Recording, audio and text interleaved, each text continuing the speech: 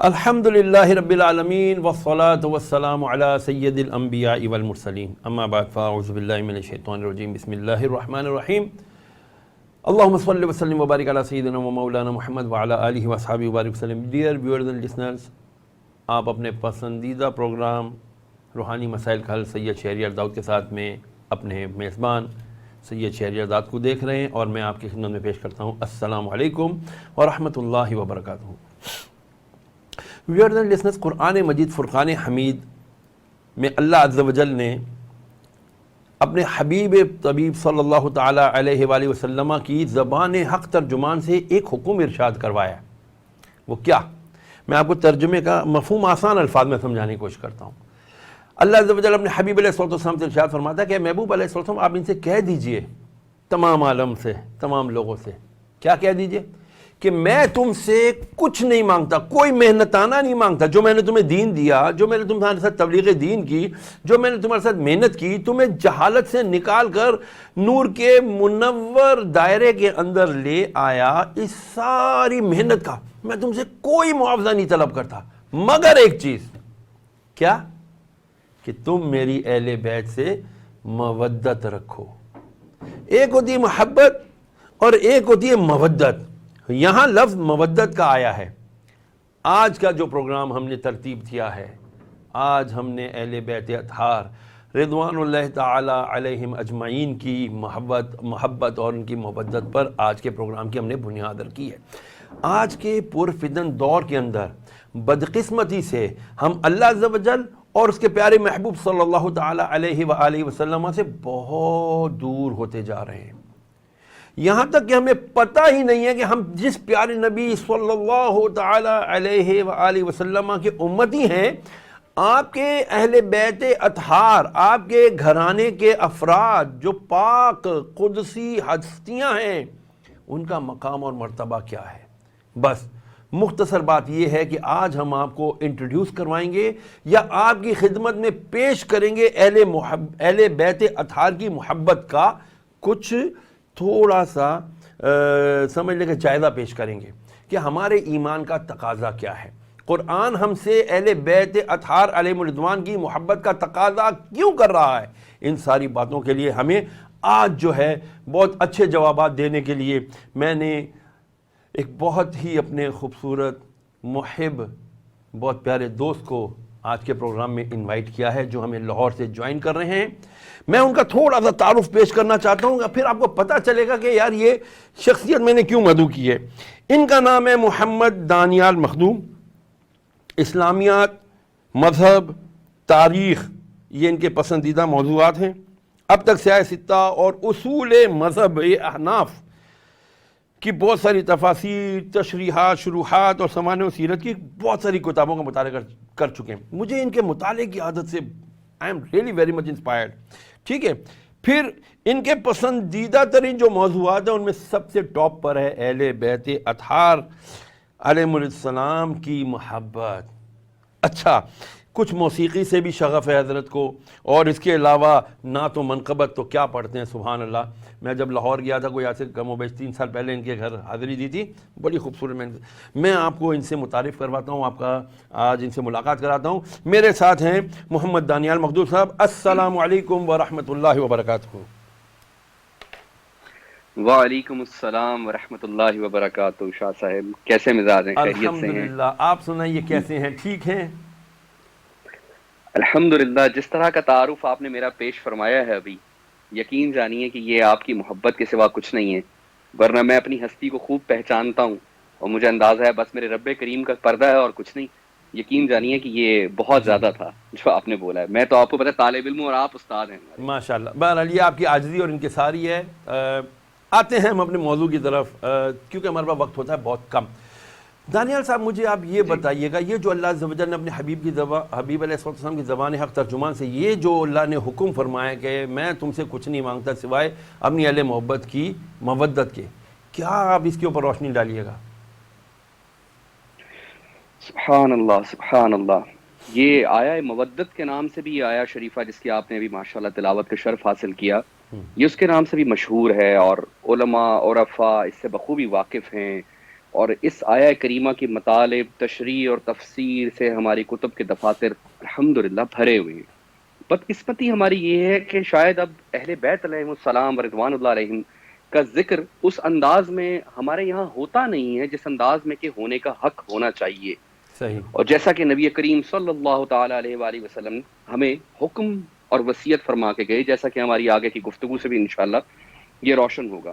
سب سے پہلے تو میں ایک چیز عرض کرنا چاہتا ہوں شاہ صاحب، بنیادی نقطہ تو یہ ہے کہ نبی کریم صلی اللہ تعالیٰ علیہ وآلہ وسلم کی جو محبت، مودت اور الفت ہے وہ اصل الاصول ہے۔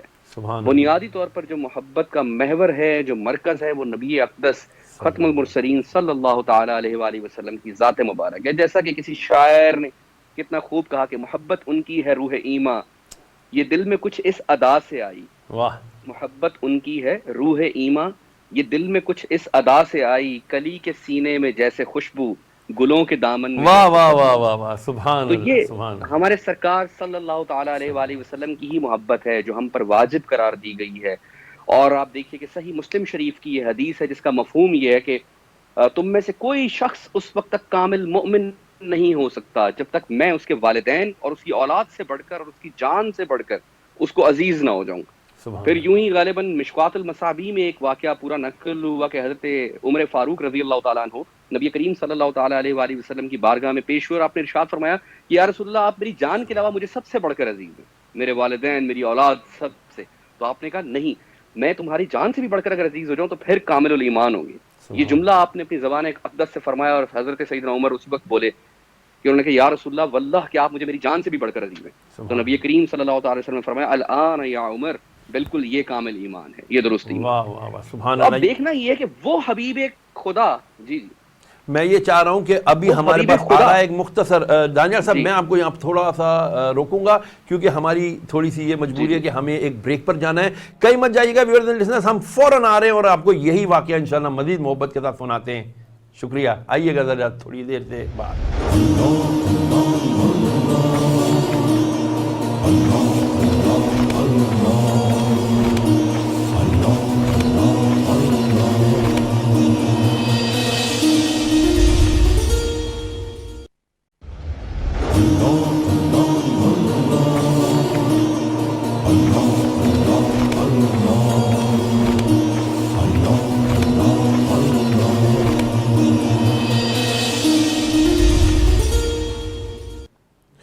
بسم اللہ الرحمن الرحیم۔ ویورز اینڈ لسنرز، آپ کو خوش آمدید کہتے ہیں اپنے پسندیدہ پروگرام روحانی مسائل کا حل شہریار دعوت کے ساتھ، اور آج ہم بات کر رہے ہیں مخدوم ہمارے دانیال ارشد صاحب کے ساتھ، اور وہ ہمیں بڑا پیارا بریک سے پہلے واقعہ سنا رہے تھے مشکات المصابیح کا، حضرت عمر فاروق رضی اللہ تعالیٰ عنہ کا، کہ کس طرح جب آقا علیہ السلام نے فرمایا کہ جب تک تمہارا اپنی جان سے زیادہ مجھے عزیز نہیں کر لو گے اس وقت تک ایمان مکمل نہیں۔ مخدوم، میں چاہوں گا کہ آپ ذرا اس واقعہ کو مزید مکمل کیجیے گا۔ جی شاہ صاحب قبلہ، جیسا کہ میں عرض کر رہا تھا ابھی بریک پر جانے سے پہلے کہ یہ واقعہ، اور مجھے الحمدللہ اس دوران اس کی تصحیح بھی ہو گئی کہ میں نے پہلے عرض کیا تھا کہ غالباً مشکوات المصابیح بھی ہیں، مگر لیکن یہ قاضی ایاز کی کتاب الشفا شریف کے اندر ہے سبحان اللہ، یہ واقعہ، ماشاء اللہ، کہ حضرت سیدنا عمر رضی اللہ تعالیٰ عنہ جو ہے وہ تشریف لے گئے نبی کریم صلی اللہ تعالیٰ علیہ وآلہ وسلم کی بارگاہ میں، اور انہوں نے عرض کی کہ یا رسول اللہ، آپ مجھے پوری کل کائنات سے زیادہ محبوب ہیں لیکن سوائے میری ذات کے۔ تو نبی کریم صلی اللہ تعالیٰ علیہ وآلہ وسلم نے ارشاد فرمایا کہ اے عمر، اس وقت تک کوئی شخص کامل مومن نہیں ہو سکتا جب تک میں اسے جان سے بھی بڑھ کر زیادہ عزیز نہ ہو جاؤں گا۔ تو حضرت عمر پر ان کلمات کا ایسا اثر ہوا کہ آپ نے اسی وقت فرمایا کہ واللہ یا رسول اللہ کہ آپ مجھے میری جان سے بھی بڑھ کر عزیز ہیں۔ تو نبی کریم صلی اللہ تعالیٰ علیہ وآلہ وسلم نے جملہ ارشاد فرمایا کہ الآن یا عمر، کہ یہ ہے کامل ایمان، اے عمر یہ بہترین ایمان ہے۔ تو میری اس تمہید کا شاہ صاحب قبلہ ایکچولی مقصد یہ تھا کہ میں ایک چیز کو تھوڑا سا واضح کر دوں، کلیئرٹی دوں کہ اصل الاصول تو نبی کریم صلی اللہ تعالیٰ علیہ وآلہ وسلم کا عشق، ان کی محبت ہے۔ اب جو پھر قرآن پاک میں وہ جو آیا مودت ہے کہ وہ رسول جس کی محبت کا، جس سے مودت رکھنے کا، جس پر جان اثار کر دینے کا، جس کو اپنے بچوں سے، والدین سے، اپنی نفس سے زیادہ عزیز رکھنے کا ہم میں حکم ہے کہ ہم میں سے کوئی کامل مومن نہیں ہو سکتا، اس رسول صلی اللہ علیہ وآلہ وسلم کی زبان گرامی سے اللہ تعالیٰ قرآن پاک میں کیا کہلوا رہا ہے، جو آپ نے آیا مودت کی ابھی ماشاءاللہ ایک تلاوت کا شرف حاصل کیا، کہ وہ کہہ رہے ہیں کہ میں اپنی پوری تبلیغ پر تم سے کوئی اجر ہی نہیں مانگ رہا، مجھے تم سے کوئی فیس نہیں چاہیے، کوئی چارجز نہیں چاہیے، الا مودت فی القربا، کہ بس سوائے اس کے کہ میری اہل بیت سے مودت رکھنی ہے. اسی کی تشریح، کیونکہ ظاہر ہے کہ قرآن پاک کی سب سے بہترین تشریح وہی ہے جو خود صاحب قرآن صلی اللہ تعالیٰ صلی علیہ وآلہ اللہ علیہ وسلم ارشاد وسلم. فرمائے. کیا تو آپ بات. فرماتے ہیں نبی کریم صلی اللہ تعالیٰ علیہ وآلہ وسلم کا ایک قول ہے، اور کنز الامال میں یہ حدیث موجود ہے کہ آپ نے فرمایا اساس الاسلام حبی و حب اہل بیتی، واہ واہ اسلام واہ. کی بنیاد میری محبت اور میری اہل بیت کی محبت ہے. سبحان اللہ. سوچنے کی بات ہے شاہ صاحب، سوچنے کی بات کہ نبی کریم صلی اللہ تعالیٰ علیہ وآلہ وسلم اہل بیت کی مودت پہ، محبت پہ اتنا زور کیسے دے رہے ہیں، کہ کس قدر مطلب اس چیز کو اتنا زور دیا جا رہا ہے کہ جو سمجھنے والے صحابہ ہیں خود ان کے آثار جو ہمیں کتب میں ملتے ہیں، جیسے حضرت ابوبکر صدیق رضی اللہ رضی تعالیٰ اللہ عنہ، عنہ. آپ فرماتے ہیں کہ ارکب محمدن فی اہل صلی بیتہ، اللہ علیہ کہ رسول اللہ صلی اللہ تعالیٰ علیہ وآلہ وسلم کے اہل بیت کے معاملے میں رسول اللہ صلی اللہ علیہ وآلہ وسلم کا خیال رکھو، ان کا حیا رکھو، کہ ان کے معاملات بہت سینسٹیو ہیں، ان کی محبت مودت ہم پہ واجب قرار دی گئی ہے. تو یہ جو مثالیں ہیں اور چیزیں ہیں، اس سے ہمیں ایک اندازہ ہونا چاہیے کہ یہ کوئی ایسا مسئلہ نہیں ہے کہ گویا کہ کوئی کہے کہ کسی خاص مسلک کی پہچان ہے اہل بیت کا ذکر کرنا، یا جی کوئی خاص اس کے پیچھے کوئی ایجنڈا ہے. ایسا بالکل معاذ اللہ ایسا کچھ نہیں ہے. یہ تو کوئی بھی مسلمان ہے، خواہ اس کا تعلق کسی بھی مکتب سے ہے، کسی بھی مسلک سے ہے، کوئی بھی اسکول آف تھاٹ ہو سکتا ہے.